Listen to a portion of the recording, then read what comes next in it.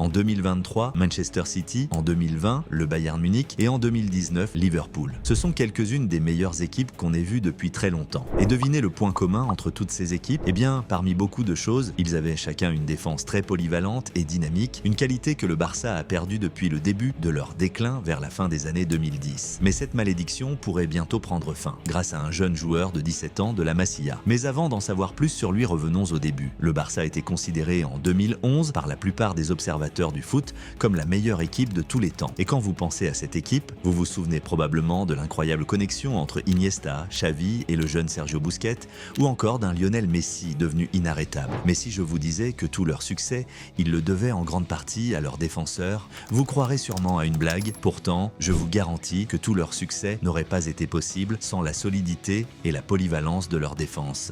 Puyol, Piqué, Abidal et Marquez étaient tous essentiels pour le succès de cette équipe, mais aucun autant que le duo espagnol Piqué-Puyol. Vous voyez, ce qui rendait Puyol et Piqué si performants, c'est qu'ils se complétaient très bien. Piqué dominait dans le jeu aérien et avec une aisance impressionnante, balle au pied. Carlos Puyol, lui, était agressif, puissant et décisif, un véritable boss. Barcelone a eu des défenseurs comme lui depuis, mais aucun n'a été aussi bon que Puyol en tant que boss de la défense. Ce qu'il faut comprendre, c'était la profondeur de cette défense qui a permis au Barça d'être si performante dans autant de compétitions. Sans Rafa Marquez et Eric Abidal, cette équipe n'aurait jamais pu aller aussi loin qu'elle l'a fait, car ils pouvaient remplacer Puyol et Piqué lorsqu'ils avaient besoin de se reposer, permettant à l'équipe de continuer à dominer le football européen grâce à la qualité de Rafa Marquez et Eric Abidal qui étaient eux-mêmes de très bons défenseurs. C'est de cette manière que l'équipe disposait d'un large choix de joueurs de qualité pour pallier les absences de ses titulaires. Et c'est exactement de cette manière que City a pu remporter son triplé l'année dernière et le Bayern a pu faire de même en 2020. J'irais même jusqu'à dire que vous ne pouvez pas rivaliser en Ligue des Champions ou en Liga sans disposer de cette abondance de choix de remplacement. Mais on peut voir qu'une équipe comme le Real Madrid parvient toujours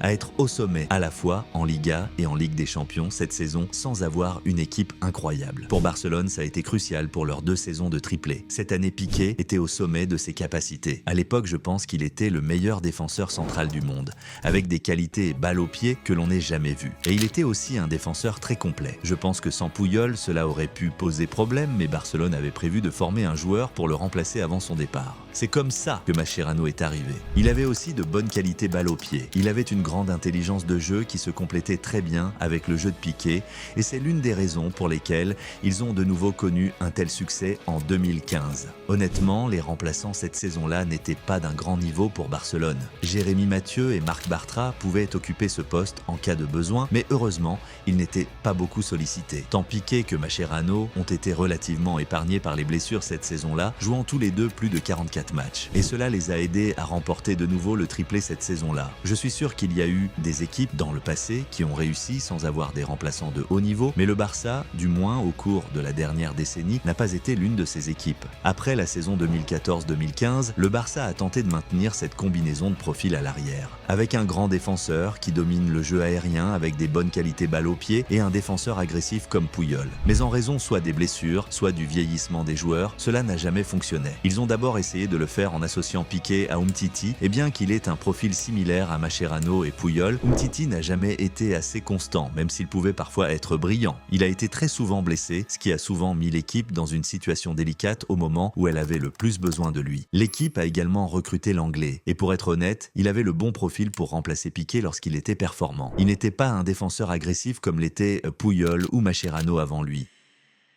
Il était plutôt un joueur de ballon comme Piqué, sauf qu'il prenait beaucoup moins de décisions. Jusqu'en 2020, la direction du FC Barcelone a essayé de trouver un joueur pour faire équipe avec Gérard Piqué. Mais un joueur est finalement arrivé et a complètement inversé la tendance. Cette saison, Ronald Araujo est enfin entré dans le 11 de départ du FC Barcelone sous la direction de Ronald Koeman. Et dès le départ, son agressivité s'est manifestée. Et je veux dire vraiment dès le départ, car 15 minutes après ses débuts à Barcelone, il a reçu un carton rouge. Barcelone avait enfin trouvé la combinaison d'un défenseur agressif et d'un joueur de ballon d'élite. Quel était alors le problème? Eh bien, ils se sont tous deux révélés fragiles et constamment blessés. Et comme il n'y avait pas de grandes options de remplacement, voire aucune, le FC Barcelone s'est retrouvé dans une situation catastrophique. Il semblait impossible de trouver une solution. Cette équipe était condamnée défensivement pour le reste de la saison, jusqu'à ce que Xavi fasse confiance à un jeune de la Masia en janvier. Arrivé du centre de formation de Gérone à l'âge de 12 ans, Pau Cubarsí a gravi très rapidement tous les échelons de la Masia jusqu'à s'entraîner avec l'équipe l'équipe première en avril 2023, quelques mois après son 16e anniversaire. Après avoir fait ses grands débuts avec le Barça en Coupe du Roi, il a rapidement gagné sa place dans le 11 de départ. Ce gamin est incroyable avec le ballon, d'après Xavi, il est déjà le meilleur défenseur de tout le club. Et n'oubliez pas qu'il vient d'avoir 17 ans. Mais il n'est pas seulement bon avec le ballon, il est aussi très solide défensivement. La confiance placée en lui est énorme. Et nous ne l'avons jamais eu avec l'anglais, Eric Garcia ou même Piqué qui est plus âgé. Pau Cubarsí ne fait pas forcément autant parler comme Lamine Yamal. Pourtant, il reçoit déjà les éloges de Xavi qui s'est exprimé après ses débuts. Il est très bien préparé. Il n'a pas l'air d'avoir 16 ans quand on lui parle. C'est un garçon concentré et responsable. Je ne pense pas qu'il ait perdu un seul ballon. Il va marquer une époque, tout comme Lamine. Nous continuons à construire une équipe avec de jeunes talents. C'est avec ces joueurs que nous devons construire l'avenir du club. Quelle est la particularité de Pau Cubarsí? Il est spécial. Ce jeune défenseur de 17 ans mesure 1,80 m. Bien sûr, il est l'un des nombreux défenseurs de cette taille dans le monde, cela peut donc sembler anodin. Cependant, à 17 ans, il a déjà le potentiel d'un défenseur de classe mondiale. C'est très bien. Mais ce qui est intéressant, c'est qu'il continue de grandir et qu'avec le temps, il deviendra beaucoup plus fort. Pau Cubarsí est considéré comme en avance sur son temps et à la hauteur des anciens, et ça a toujours été le cas. Mais il doit encore travailler sur de nombreux points. Cubarsí est bon avec le ballon. Mais ce n'est pas tout. Il comprend également les choses autour de lui et c'est l'une des raisons pour lesquelles il peut jouer au niveau qui est le sien aujourd'hui. Pour son âge, Cubarsí est un excellent joueur, même s'il n'est pas parfait. Peu de défenseurs de son âge peuvent faire la moitié de ce qu'il fait. Il est très bon, mais pour le niveau de jeu qu'il a atteint, il y a encore beaucoup de travail à faire. Ses tacles sont assez irréguliers et il a parfois foncé dans quelques actions un peu trop vite. Il ne sait pas toujours garder une bonne distance de sécurité au marquage, ce qui a coûté quelques buts au Barça. Certains de ces buts ont été marqués contre Grenade. À votre avis, à qui Pau Cubarsí ressemble-t-il le plus? Carlos Puyol ou Piqué? Il n'est pas rare que les jeunes défenseurs qui sortent de la Masia soient comparés à Carlos Puyol et Piqué. Bien que de nombreux jeunes défenseurs du Barça soient comparés à Puyol et Piqué, il est facile de dire que beaucoup de ces comparaisons ne tiennent pas leurs promesses. Mais la comparaison de Pau Cubarsí avec ces légendes est clairement différente de la norme. Le jeune défenseur de 17 ans a beaucoup de points communs avec l'ancien capitaine du Barça. Il est physique, bon dans les airs et possède des qualités de leader naturel. Ses traits de caractère sont assez évidents. Mais c'est à peu près tout ce qu'il a en commun avec Puyol. Il semble au final normal que Cubarsí soit plus souvent comparé à Puyol qu'à Piqué. Pourtant, il est évident qu'il a plus de points communs avec Piqué qu'avec Puyol. Comme Piqué, Pau est clairement intéressé par le fait d'offrir à ses coéquipiers les meilleures passes depuis la ligne de fond. Mais ce n'est pas tout.